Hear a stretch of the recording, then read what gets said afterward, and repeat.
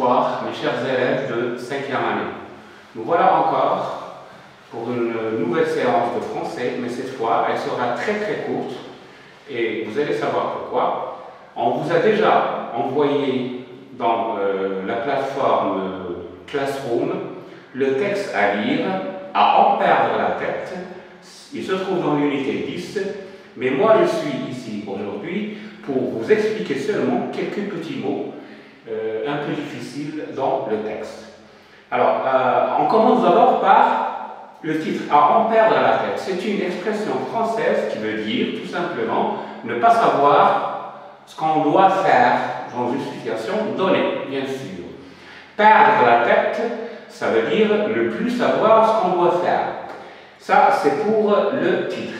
Il y a un petit chapeau, comme vous voyez, et dans le duo, on ne le lit pas. Alors, il y a des mots dans le chapeau. Grosse patate, c'est un surnom d'une fille. Et pourquoi on l'a surnommée grosse patate?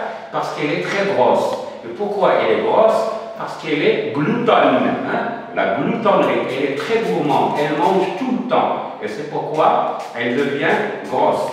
Elle a un très grand appétit. Alors, le texte est sous forme de deux parties. Journal, la première partie, la deuxième partie, ont le même titre.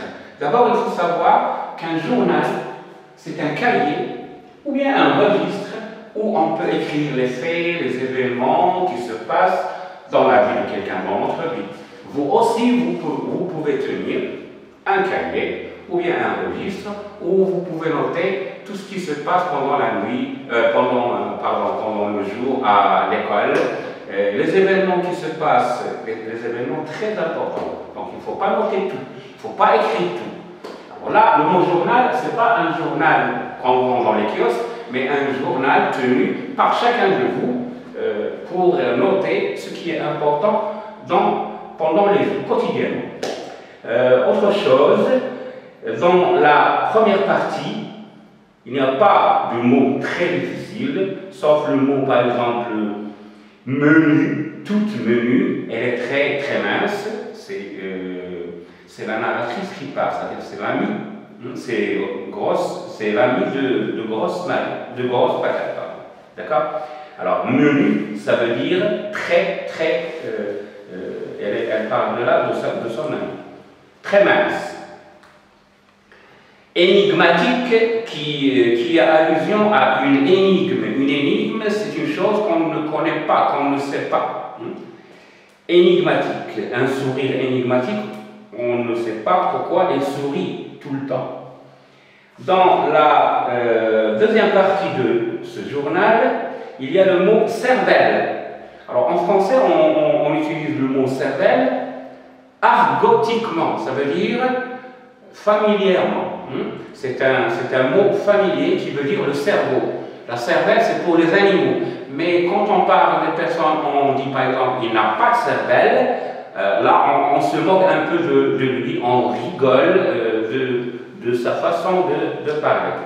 Alors, sa cervelle, c'est un gruyère, un fromage. Le mot gruyère, un fromage, peut-être que vous l'avez déjà vu, avec des trous. Un fromage avec des trous. Donc là, il y a une petite comparaison entre la cervelle de Rosemary et le fromage à trous qui s'appelle un gruyère. Je crois que le texte est très facile, donc je vous demande incessamment de lire n'importe quel texte, et surtout celui-là, et les textes qui vont suivre. Chaque fois, on va vous envoyer un texte suivi d'une petite explication comme ça. Ok? D'accord? Au revoir.